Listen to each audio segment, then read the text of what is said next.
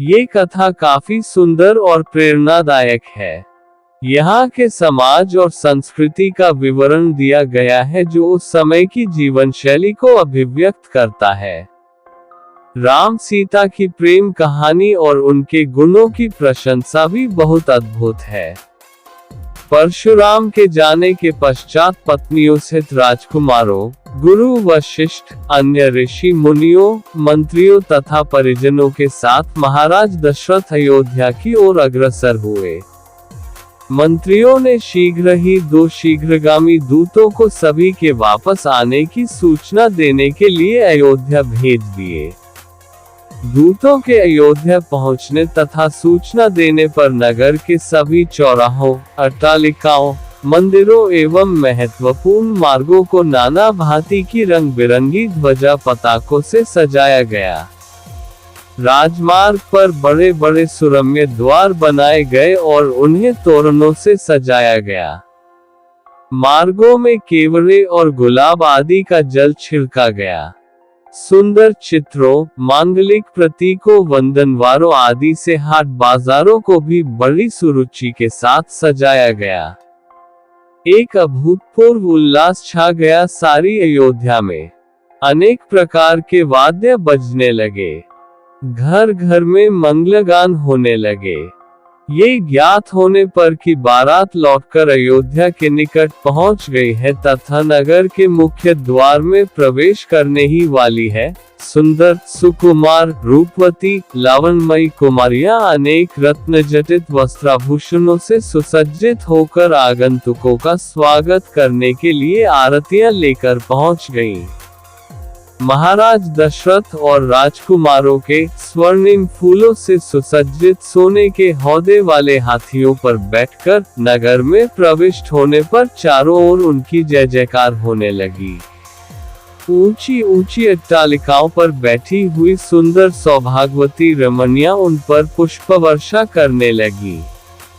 अयोध्या की नववधुओं सीता, उर्मिला, मांडवी और श्रुतकीर्ति को देखने के लिए अट्टालिकाओं की खिड़कियां और छज्जे दर्शनोत्सुक युवतियों, कुमारियों से ही नहीं वरन प्रौढ़ाओं एवं वृद्धाओं से भी खचाखच भर गए।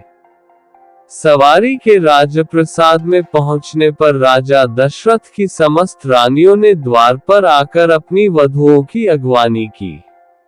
महारानी कौशल्या, कैकेयी एवं सुमित्रा ने आगे बढ़कर बारी बारी से चारों वधुओं को अपने हृदय से लगाया और असंख्य हीरे मोती उन पर न्यौछावर करके उपस्थित याचकों में बांट दिए।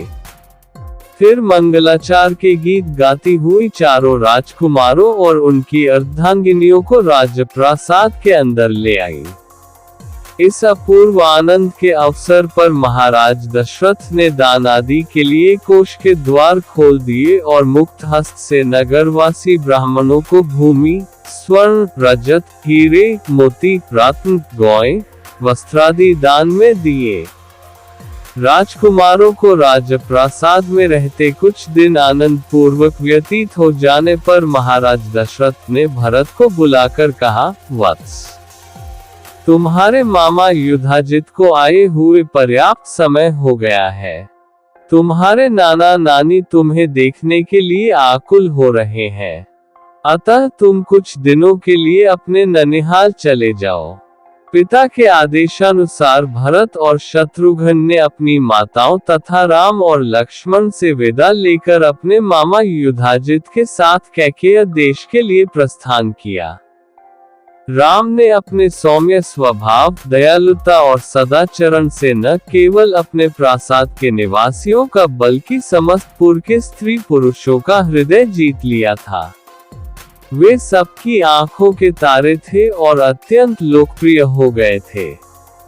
परिवार के सदस्य उनकी विनयशीलता, मंत्रीगण उनकी नीति निपुणता, नगर निवासी उनके शील, सौजन्य और सेवकगण उनकी उदारता का बखान करते नहीं थकते थे। इधर सीता के मधुभाषी स्वभाव, सास ससुर की सेवा, पातिव्रत्य धर्म आदि सद्गुणों ने भी सभी लोगों के मन को मोह लिया। नगर निवासी राम और सीता की युगल जोड़ी को देखकर अत्यंत प्रसन्न होते थे। उनके प्रेम और सद्व्यवहार की चर्चा घर घर में की जाती थी। बालकांड समाप्त।